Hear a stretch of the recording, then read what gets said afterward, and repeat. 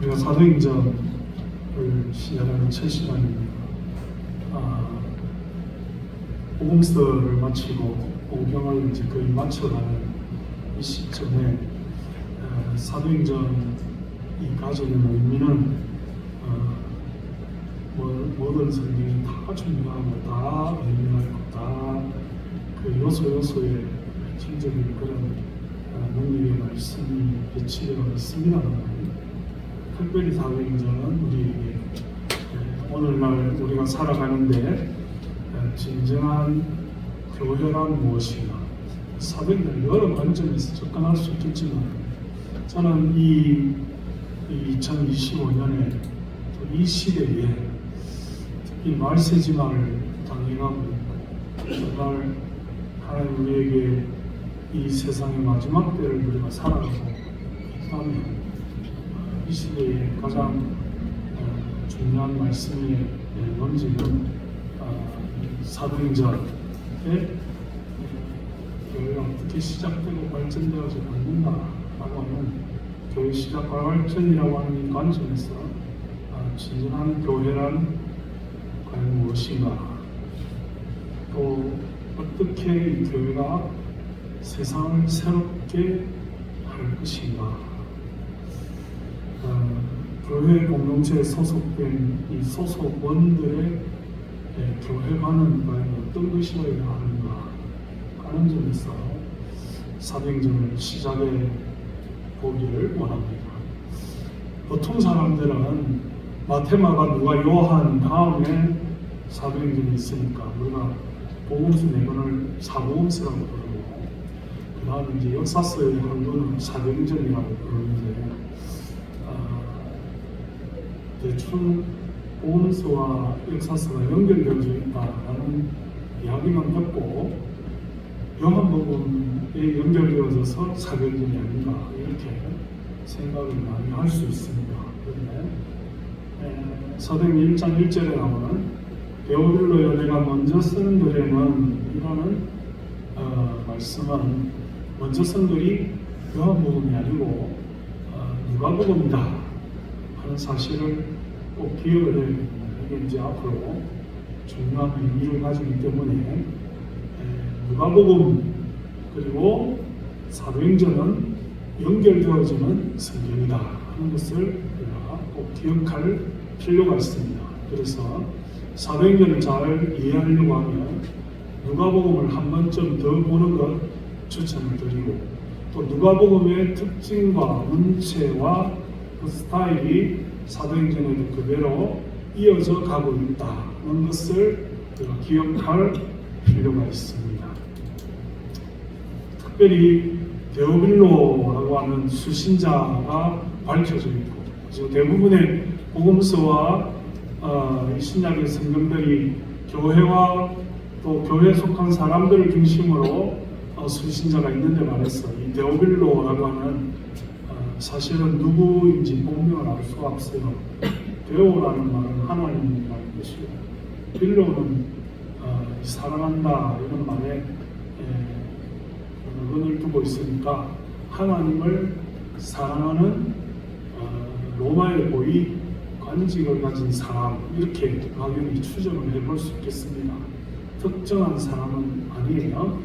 그러나 하나님을 사랑하고자 하는 로마의 관리 각하라고 하는 뒤에 이름이 붙어있기 때문에 누가복음을 기준해서 볼 때나 사도행전을 살펴볼 때 데오빌로는 하나님을 사랑하고자 하는 특정한 로마의 관직을 가진 사람이다 이렇게 우리가 필요가 있습니다. 그래서 여기 보면 아직 신앙의 기초가 그렇게 깊지 않은 사람이라고, 교회로 본다면 세가족, 평신도 이렇게 알 수 있고, 또 어떻게 보면 특징적으로 복음서나 서신서가 보여주고 있는 이스라엘 사람, 유대인들, 또 구약의 이론에 정통한 사람들이라고 추정하기 쉽지만 그렇지 않다는 거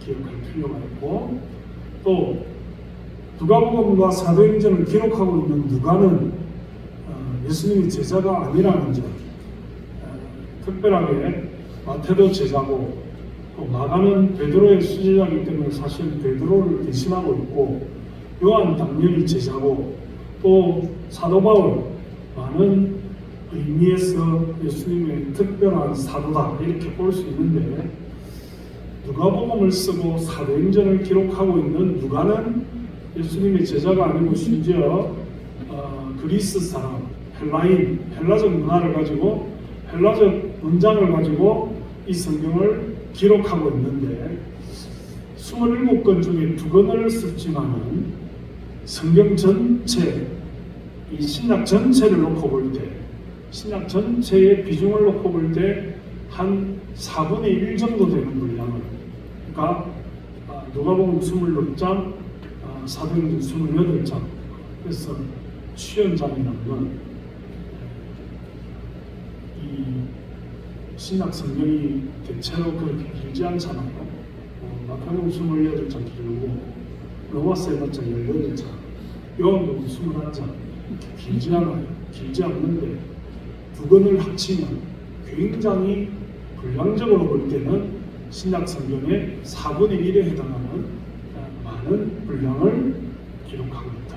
그만큼 누가복음과 사도행전은 신약에서 중요한 기초가 되고 베이스가 되는 그런 성경이다 하는 것을 우리가 사전에 마음에 둘 필요가 있습니다. 제가 사도행전을 28주에 걸쳐서 여러분들과 함께 나누기 때문에 이 첫 주에 드리는 말씀들을 여러분들이 잘 새겨놓아야 다음에 사도행전 진도가 나갈 때에 이 말을 반복하지 않게 됩니다.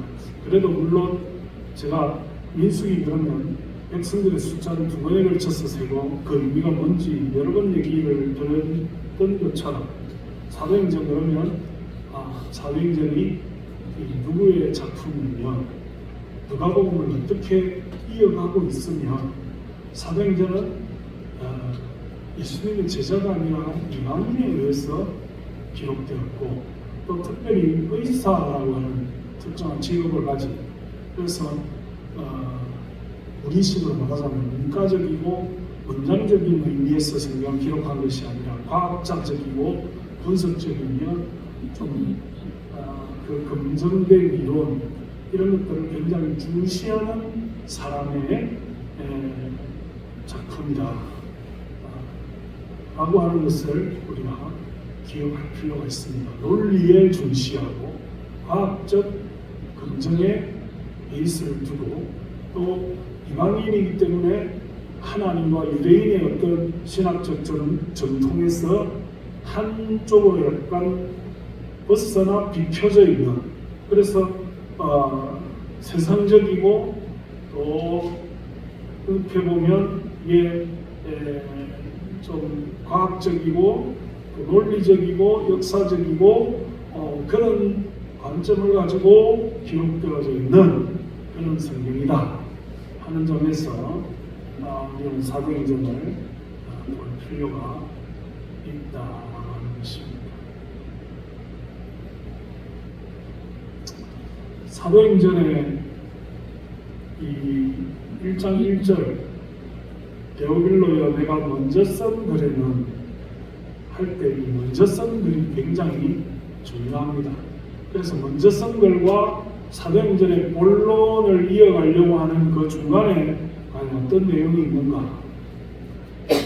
데오빌로여 내가 먼저 쓴 글이 예수님의 출생부터 시작해서 예수님의 공생의 사역으로 이어지며 예수님의 전했던 말씀과 역사와 예수님의 기적과 모든 하나님을 알지 못하는 사람들에게 하나님 아들됨을 선포하고 선언하는 그런 사건들이 기록되어지고, 마지막에는 예수님의 순환당하시고 죽으시고 예수님의 다시 사시고 부활하신 그 사건들이 먼저 쓴 누가복음이라는 글에 기록이 되어져 있습니다. 그래서 예수님의 그 다시 사신 부활이라고 하는 그 사건부터 예수님의 성천 사건, 그리고 성령의 임재 사건, 그리고 예수님의 제자들이 어떻게 변화되는지의 모습을 보여주는 것과 그리고 예수님의 빠진 제자들을 보완하는 장면, 그리고 베드로의 오순절 설교, 그리고 솔로몬 행각에서 일어났던 안전뱅이를 일으키는 일, 그리고 예루살렘 교회가 시작되는 3,000명이 모이는 일, 그리고 그 교회가 확장되어져서 베드로의 사역이 1장에서 10장까지, 그다음 그 이후에는 사도 바울의 사역이 그 이후에 사도행전이라고 했지만 모든 사도의 행적이 나오는 것이 아니라 전반부에는 사도 베드로의 행적이, 후반부에는 사도 바울의 행적이 중심이 되어서 유대의 교회들이 세워지는 것과 이방의 교회들이 세워지는 일들에 대해서 사도행전이 기록이 되어지고 있다라고 하는 것입니다. 그래서 오늘 우리가 사도행전 1장에서 취급할 일들은 크게 두 가지 이야기를 하려고 합니다. 예수님이 부활 승천하신 일과 제자들이 성령을 받는 일. 그래서 어떻게 보면 사도행전을 가르쳐서 성령을 받는 성과 제자를 삼는 제가 합쳐져서 사도행전의 별명을 성제행전이다 뭐 이렇게 부르는 사람도 있습니다. 성령행전과 제사 삼는 행전이라 성제다 이렇게 사도행전 별명을 불러요. 앞으로 사도행전은 성령이 하나의 축이 되고 제사 삼는 교회가 시작되고 발전되는 일에 대해서 언급되고 있는 일이 또 하나의 축이 되는 그런 성격을 가진 성령이 사도행전이다 라고 하는 것입니다. 여러분, 이 누가가 기록하고 있는 의사 누가 어떻게 보면 사도 바울의 사역을 수행하면서 바울이 이방의 교회들을 세워갈 때에 그 이방 사람들과의 소통에 굉장히 공을 세우고 또 헬라 문화가 굉장히 이 사람들에게 지배적인 문화로 자리를 잡고 있을 때에 이 당시에 헬라 문화는 지금으로 말하자면 미국의 영어권, 영미문화권 문화다 이렇게 말할 수 있을 정도로 세상에서 굉장히 큰 메인스트림의 역할을 했던 문화입니다. 그러니까 여기에서 헬라 사람 의사 누가가 어떤 역할을 했는가 중요하죠. 굉장히 헬라 사람 의사 누가가 말하고 있는 이 제일 먼저 쓴 글이라고 지금 지칭을 하고 있으니까 먼저 쓴 누가복음 1장에 보면 우리 중에 이루어진 사실에 대하여 처음부터 목격자와 말씀을 일꾼된 자들이 전해준 그대로 내력을 저술하려고 붓을 든 사람이 많은지라 이렇게 시작을 하고 있죠. 역사의 두 축이라고 말하자면 사실과 기록이라고 하는 것이죠. 역사가 아무리 중요하지만 사실이 아니면 소용이 없고 역사가 아무리 사실을 말하고 있지만 기록이 아니면 소용이 없는 거죠. 예를 들어서 우리가 아침에 일어나서 밥을 먹고 세수를 하고 옷을 입고 자동차를 타고 출근을 했다. 이건 사실이죠. 그러나 그런 사실을 기록해서 역사로 남기는 일들은 굉장히 부족한 일입니다. 그것을 보편적인 사람의 통상적인 일과를 가지고 역사다 이렇게 말할 수 없는 거죠. 그래서 아놀드 토인비 같은 사람이 생각하고 있는 역사란 무엇인가, 카 같은 사람이 말하는 역사란 무엇인가 이런 책에서 말하는 역사성에 대해서 역사는 반드시 진실과 사실, 팩트를 말하고 있는 것이다. 우리가 지금 믿고 있는 신앙이라고 하는 것은 하나의 신화가 아닙니다. 하나의 이야기가 아니에요.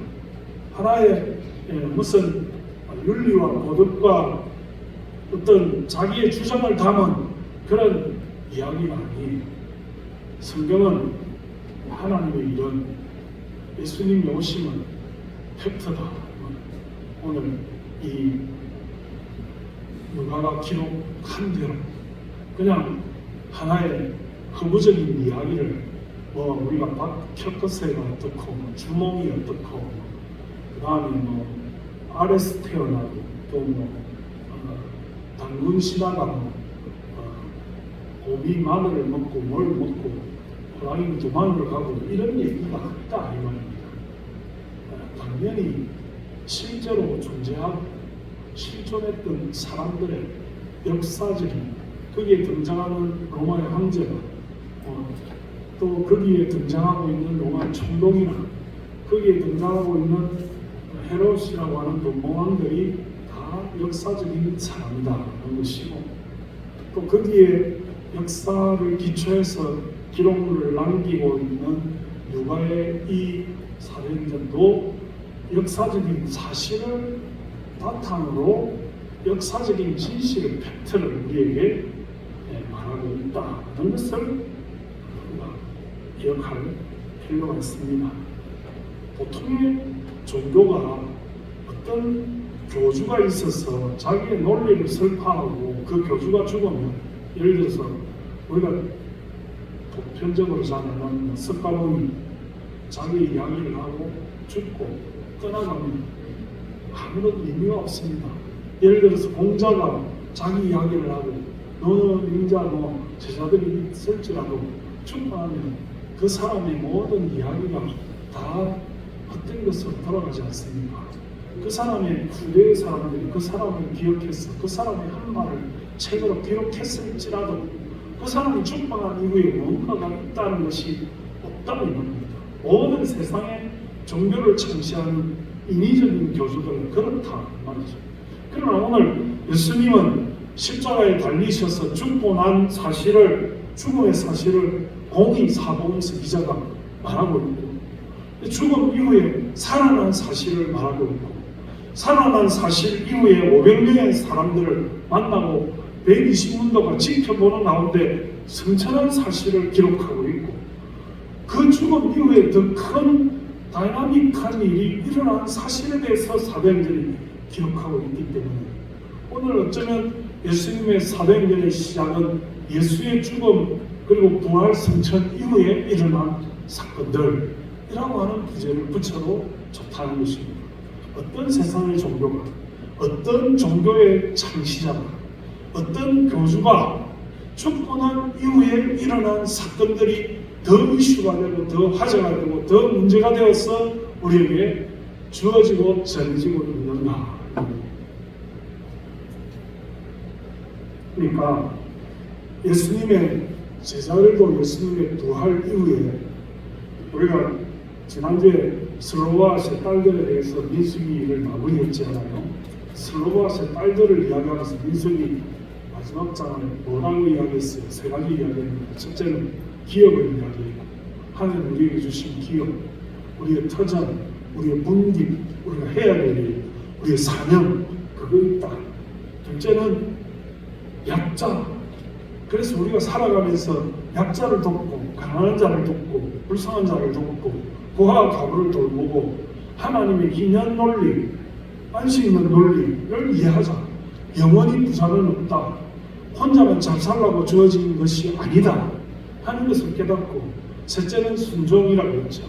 그래서 슬로바세 딸들은 아들을 낳지 못한 아버지라 할지라도 그 딸들에게 유산을 상속해서 딸들을 살게 해주는 그런 어떤 면에서 페미니즘의 원조격인 그런 말씀을 민수기가 기록하고 있다라고 말했죠.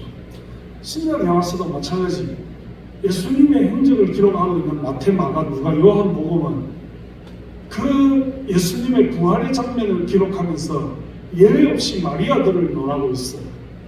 예수님의 부활의 장면을 처음 목격한 사람들이 베드로도 아니고 요한도 아니고 야고보도 아니고 베드로의 예수님의 부활을 처음 목격한 정언의 효력이 있는 남자들이 아니었어요. 이 당시에 로마의 법률과 유대의 관습이 어떤 사건에 대해서 효력이 있는 정인이 되려고 하는 남성이었다. 그렇죠. 여성은 효력 있는 정인이 될 수가 없어요. 법적으로. 이 당시에 이 시대에는 그랬다는 말입니다. 그래서 성경은 예외 없이 여성들의 정언됨을 기초로 말하고 있다는 거죠. 남자들이 만약에 이야기를 제대로 의미 있게 무슨 신빙성 있게 법적인 혈육이 있으려고 꾸몄다면 어떤 남자가 예수님의 부활 사건을 목격하고 예수님의 살아나심을 목격했다고 가르쳤죠. 실제로 남자들 중에 예수님의 부활을 목격한 사람들이 있죠. 그럼에도 불구하고 예수님의 부활에 관한 최초의 증언과 목격자들은 예외 없이 여자들의 이름이 논의되고 있다는 것입니다. 왜냐하면 사실이기 때문에, 그 사건이 사실이기 때문에, 사실을 숨길 수가 없기 때문에 여자들 이름이 언급되고 있다는 것입니다. 오늘 우리가 이 사도행전에 예수님이 500여 형제들에게 보이시고 예수님이 하나님의 나라를 이야기하고 예수님이 부활 이후에 승천하신 이후에 되어질 일들을 말씀하시고 예수님이 제자들에게 예수님이 부활할 것이다 말했죠. 예수님 제자들 안 믿었어요. 안 믿었기 때문에 예수님의 부활을 처음 목격한 사람들이 다 여성들이죠. 오늘날 우리가 예수님의 부활 사건을 믿고 하나님 앞에 예배를 드린다는 이 일이 참 기적과 같은 은혜입니다. 저와 여러분 하나님의 교회에 나와서 말씀의 은혜를 받고 말씀을 믿고 하나님을 신뢰하고 하나님의 은혜가 여러분 가운데 있다는 것이 참 놀라운 일이다. 예수님 직접 목격하고 3년을 따라다니는 제자들도 예수님이 부활 승천하시고 성령이 오시겠다고 약속하신 일들에 대해서 확신을 가지지 못했는데도 불구하고 오늘 우리가 예수님을 본 적도 없음에도 우리가 이런 믿음 가운데서 예수님 말씀을 듣고 있다는 자체가 놀라운 일이고 이것은 예수님을 아는 지식과 동행했던 인정은 되는 것이 아니다. 여러분들이 예수님을 얼마나 알고 성경을 얼마나 안다고 해서 예수님을 확신하고 성령을 체험하며 하나님의 사람이 된다는 것은 별개의 문제다. 오늘날 저와 여러분들도 저를 포함해서 모든 성도들이 하나님의 말씀을 아는 지식에서 벗어났어요. 예수님을 체험하고 성령의 은혜를 받아서 여러분들이 그 지식으로 아는 것 외에 여러분들의 액티비티가 나오고 여러분들의 어떤 목숨을 건 결단이 나오고 하나님을 향한 충성이 나오는 그런 부분이 이 복음서와 사도행전을 찰죠. 복음서에 나오는 제자들은 예수님을 따라다녔지만 능력이 없었습니다. 그러나 사도행전에 나오는 예수님의 제자들은 예수님과 함께하지 않았지만 목숨을 걸고 순교를 각오한 사람들이었어요. 오늘 우리가 읽은 사도행전 1장 8절에 있는 말씀처럼 오직 성령이 너희에게 임하시면 너희가 권능을 받고 예루살렘과 온 유대와 사마리아 땅끝까지로는 내 증인이 되리라 하시니라. 증인이라는 것은 마르투스라는 헬라어입니다. 마르투스라는 말은 마르티온이라는 말에서 나왔는데 마르티온이라는 말은 순교자, 순교한다 이런 뜻입니다. 순교할 자세가 되어서 자기의 체험한 것을 말할 수 있는, 증언할 수 있는 사람이 증인이다. 어떤 사람이 증인된 삶을 살까요? 성령이 임하십니다. 성령이 임하십니다. 하나님이 태초에 천지를 창조하셨잖아요. 구약의 역사들이 하나님 창조를 받아들였지만은 믿음이 성공했을까요? 실패했을까요? 하나님이 하나님의 뜻으로 사람들을 변화시키고 믿음으로 살고 천국 가는 백성이 되게 하는데 이루지 못했기 때문에 예수님을 보내신 거죠. 하나님께서 예수님을 보내신 거죠. 독생자 아들 예수를 보내신 거죠. 예수님이 30년 동안 세상에 계시고 3년의 공생의 사역을 하셨지만 유대인들이 예수님을 받아들였을까요? 믿었을까요? 예수님을 통해서 변화됐을까요? 그들이 예수님의 순환을 예고할 때 종려나무 가지를 깔고 예수님 노래했지만은 예수님을 확실히 믿지 못했기 때문에 예수님이 죽음 이후에 예수님은 성령님을 보내셨던 것입니다. 그래서 예수님의 부활 성천 이후에 기다리라, 기도하며 기다리라. 요한은 물로 세례를 베풀었으나 너희는 몇 날이 못되어 성령으로 세례를 받으리라. 요한복음 14장과 16장에 내가 간 이후에 보혜사 성령님이 다시 오게 될 것이다. 내 자리를 대신하게 될 것이다. 그래서 하나님이 예수님을 보내시고 예수님이 성령님을 보내셨죠. 지금은 성령님의 시대라는 말입니다. 그래서 우리가 하나님을 알고 예수님도 말씀을 통해서 알지만은 우리가 받아들이고 함께 일해야 될 분이 계시다면 성령을 받아야 되겠다. 성령을 받아야 되겠다. 오직 성령이 너희에게 임하시면, 성령이 임하시면 성령이 우리에게 풍성하게 다가오셔서 우리와 함께 거하시면 우리가 무엇을 받는다고요? 너희가 권능을 받고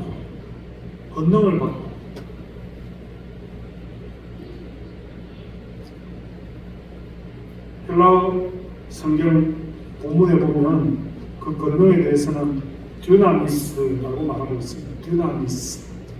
성경에는 권능을 크게 두 가지 용어로 말하고 있는데 하나는 엑소시아라는 말로 또 하나는 듀나미스라는 말로 두 가지 용법으로 말하고 있습니다. 엑소시아라는 말은 주로 예수님 시대에 사용된 말로 기적을 일으키는 능력을 의미하고 있고, 이 듀나미스라는 말은 성령의 충만함으로 오는 영적인 준비와 은사를 일컫는 말로 이 듀나미스라는 말을 말한다는 것입니다. 성령이 내게 충만해집니다. 성령의 세례를 받는 것은 우리를 죄악 가운데서 깨끗하게 그릇을 닦는다는 의미에서의 성령 세례인 것이고, 성령으로 우리의 모든 영적인 그릇을 닦고 나면 뭘 주시느냐면 거기에 두나미스를 채워주시는데 그 두나미스는 우리에게 은사를 주시는 것이다.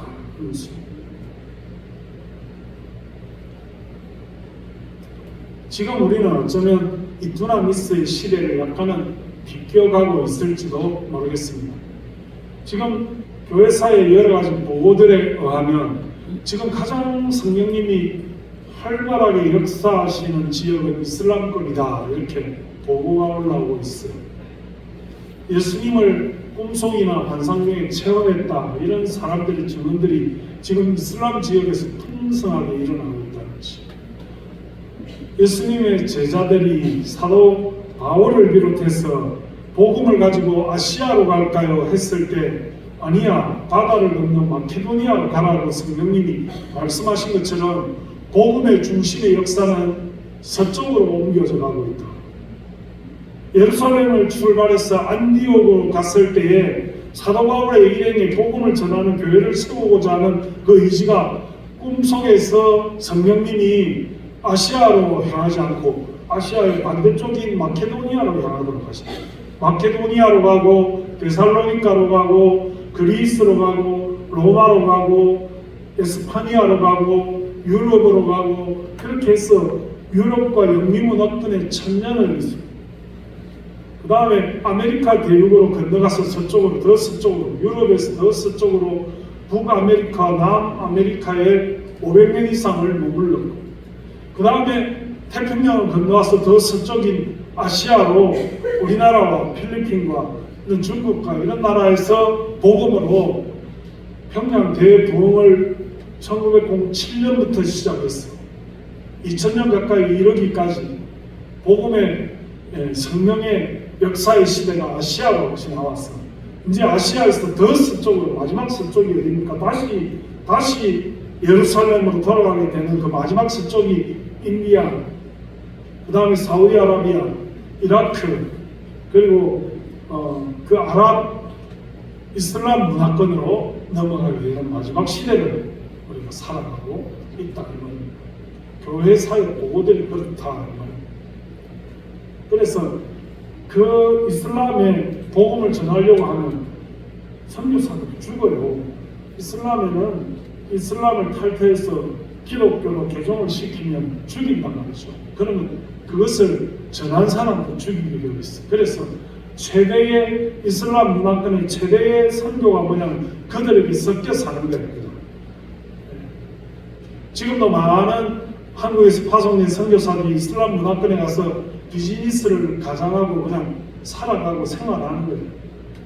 노골적으로 대놓고 복음을 전할 수가 없으니까 그들과 함께 그냥 티타임을 가지고 그냥 어린이 교육을 시키고 또 그들에게 영어를 가르치고 그들에게 커피 문화를 전달해 주면서 그렇게 복음을 전하는 거죠. 그런데 놀라운 것은 그들의 꿈 가운데, 그들의 환상 가운데, 그들의 역사 가운데, 그들의 삶 가운데 기록 입은 예수 그리스도가 나타나서 많은 사람들이 예수님을 보았다. 예수님의 환상을 체험했다. 예수님의 말씀을 목격하고 들었다. 그래서 예수 그리스도를 통해서 그들이 변화된, 개종된 그런 사례들이 너무나 많이 나타나고 있어서 심지어 이집트 같은 데서는 800만 이상이나 크리스찬들이 있고 또 이라크나 이란 같은 이런 엄격한 이슬람 문화가 있는 지역에서도 심지어 80만, 120만 이런 그리스도인들이 예수 그리스도를 만나고 체험하는 그런 일들이 나타나게 된 것이다. 예수를 믿는다는 것은 지식이 너무하는 일이 아니에요. 네? 예수를 믿는다는 것은 그냥 이론적인 일이 아니다. 예수를 믿는다는 것은 그냥 따라다니면서 아무런 역할과 행동을 보이지 않는 그런 것이 아니라 행전입니다. 액처가 영어 성경 사도행전이 ACTS 행동을 보여주는 것이 행동이 변화되는 것이 이 드나미스 능력을 받아서 드나미스가 다이나믹의 어근이거든요. 다이나믹한 그런 믿음 생활을 보여주는 성령의 세례를 받고 권능을 받고 내 주위에 있는 작은 지역부터 시작해서 예루살렘과 온 유대와 사마리아와 땅끝까지 정인된 삶을 사는 정인이 되어라가 아니에요. 정인이 조금씩 되어져가는 그런 명령이 아니고 정인이 되리라 하는 것이에요. 정인이 되리라. 내가 주도권을 가지고 조금씩 20%에 나는 정인이 되었어. 이게 아니라는 거죠. 수동태로 나는 정인이 된다. 나는 성령을 받으면 나는 정인이 된다. 성령이 충만하게 되면 나는 정인이 될 수밖에 없다. 그래서 우리가 성령 하나님 우리에게 임하셔서 정인이 될 수밖에 없는 저희들의 믿음이 되게 하여 주옵소서.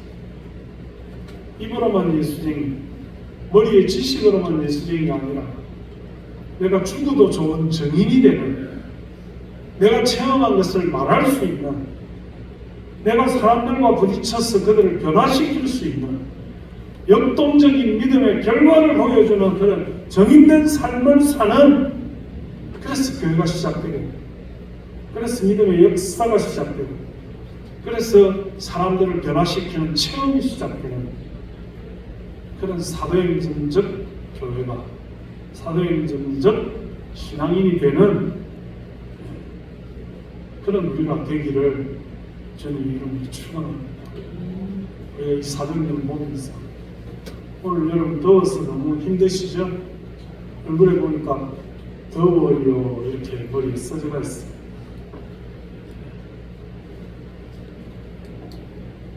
그래서 아멘도 안 하고 사도신경 하라니까는 평소에 큰 소리를 하던 우리 남자분들도 큰 소리를 안 하고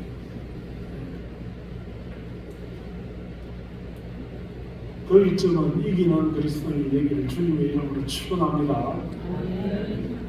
목소리가 너무 작아. 고추를 좀 더 드려야 될 것 같아요. 매운맛을 봐야지. 위험했습니다. 이렇게 더운데 저는 어제도 밭에 가서 고추를 땄어요. 내가 3주 연속으로 고추를 나왔는가 이런 생각도 했다. 수아가 고추가 100개가 넘어. 점심 때 고추를 하나씩 먹여드리니까 엄청 매워, 엄청 매워. 우리 집 고추가 올해도 엄청 매워. 고추를 필요로 하시는 분 언제든지 오세요. 매운 고추 먹고 나니까 눈이 번쩍 떠지고 더위가 싹 사라져버려요. 땀도 안 나고 얼마나 좋은지 몰라. 밭에 가서 열심히 일해가지고 옷이 앞뒤로 찰살 달라붙어가지고 땀이 날 정도로 일하고 집에 와서 찬물로 샤워하면 얼마나 좋은지 막 날아갈 것 같아요. 매일매일 일하고 매일매일 찬물로 샤워하면 좋을 것 같습니다. 굉장히. 우리가 하나님 앞에 성령이 충만하면 더위는 아무것도 아닙니다. 더위는 아무것도 아닙니다. TV에 보니까 어느 동네는 가니까 48도 이렇게 올라가요. 우리가 30도밖에 안 되는 거 하나님 은혜인 줄 알고 감사하시길 바랍니다. 어떤 동네는 가니까 샤워하고 지금 물을 트니까 물 온도가 45도야. 뜨거운 목욕탕물이 콸콸 쏟아지는 거예요. 우리는 그래도 찬물이 나오잖아요. 너무 찹지는 않고 약간 미지근한 찬물이지만 그래도 감사하시길 바랍니다. 얼마나 에어컨 고장 안 나기를 감사하시길 바랍니다.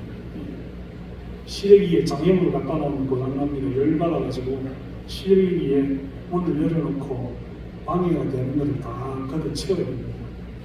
너무 또 오래 틀어가면 안 돼요. 사랑하는 성도 여러분, 이스라엘 백성들은 예수님의 제자들은 뭐에 관심이 많았어요? 6절에 보니까 그들이 모였을 때 예수께 여쭤가라되 주께서 이스라엘 나라를 회복시킬 때가 이때입니까? 이르시되 때와 시기는 아버지께서 자기의 권한에 두셨으니 너희 알 바 아니요. 여러분, 우리는 예수 믿고 뭘 원합니까? 우리나라가 좀 잘 되기를 원합니다. 좀 정치적으로 잘 되고 좀 서로 안 싸우고 남북이 통일이 되고 경제 문제가 해결되고 좀 트럼프가 물러가고 좀 정신 어지러운 거 좀 사라지고 이런 거 원합니다. 여러분 그러겠죠? 그래서 기도하면서 하나님 우리가 모든 정치적 이슈들이 사라지고 좀 잘 되게 해주세요. 그런데 예수님은 그게 아니야. 이스라엘 나라를 회복될 때가 이때입니까? 그게 아니라 오직 성령이 너희에게 임하시면 너희가 권능을 받고 온 유대와 예루살렘과 사마리아와 땅끝까지 이르러 너희가 내 증인이 되리라. 그게 중요한 거야. 예수 믿고 권능 받고 성령으로 충만해서 증인이 되는 삶이 우리의 목표다 말이지. 이 나라가 어떻게 될까요? 그게 아니야. 그건 아버지의 손에 있고 너희가 알 바 아니야. 예수님의 제자들은 끝까지 정치적인 그 의구심과 그 호기심을 버리지 못했어요. 예수님이 와서 이 땅을 뒤집었고 로마를 물리치고 이 땅이 독립이 오고 그래서 내가 예수님의 오른손에 왼손에 한자리 할까? 그랬죠. 예수님 살아계실 때도 그랬잖아요. 내가 죽을 거다. 관심 없었어요. 죽은 지 사흘 만에 살아나리라. 관심 없었어요. 여자들은 열심히 들었는데 마리아는 들었는데 제자들은 안 들었다고. 예수님이 다시 살아난 이후에도 예수님에게 예수님 이 나라가 이스라엘이 회복될 때가 이때입니까? 그거 물어본다. 우리가 사는 이 세상은 하나님의 손에 있어. 우리가 신경 쓴다고 될 일이 아니에요. 우리가 예수 믿는 것은 성령 충만하고 권능 받아서 정인적인 삶을 사는 것이 우리의 신앙의 목표다. 나라를 혁명하고 나라를 뒤집어 엎고 무슨 세상을 바꾸고 물질의 복을 받는 그것이 예수 믿는 것의 목표가 아니다. 우리를 변화시키고 죄를 회복하고 하나님 앞에 신앙으로 회개하고 성령 세례를 받아서 우리가 권능을 받아 정의의 삶을 사는 것이 예수 믿는 사람의 목표다. 더위에 지금 지쳐서 오락가락하고 있을 때가 아니라 눈을 번쩍 뜨고 기도하고 회개하고 성령 세례받고 권능을 받아서 dynamit으로 땅끝까지 정인이 되는 저와 여러분 되시기를 주님 이름으로 축원합니다. 그런 사도행전 말씀으로 28주를 계속해서 이어갈 것입니다. 기도하겠습니다. 하나님 아버지 은혜와 사랑을 감사합니다. 오늘도 우리가 민수기 성경을 끝내고 사도행전을 시작하였습니다. 하나님 아버지, 우리가 복음서 이후에 어떤 일들이 있었으니 예수님의 제자들이 어떻게 목숨을 걸고 하나님의 교회가 시작되며 발전되었는지를 우리가 말씀을 통해서 깨달아 알게 하여 주시옵소서. 오늘도 아버지 하나님, 날씨가 덥고 세상이 종말을 향해서 나아가고 있지만 우리가 겪는 더위가 시작에 불과하다고 세상은 말하고 있습니다. 기상학자들은 내년은 더 더우고 그 다음에는 더 더웠어. 정말로 이제 우리가 살아가는 이 세상이 혼란과 미궁에 빠져서 죽음으로 가는 그런 종말의 시대를 살아가고 있을지라도 우리는 성령의 세례를 받고 회개하고 통회하며 하나님 앞에 건강을 받아 하나님의 증인의 삶을 사는 우리가 되게 하여 주옵소서. 예수님의 이름으로 감사하며 기도드리옵나이다. 아멘.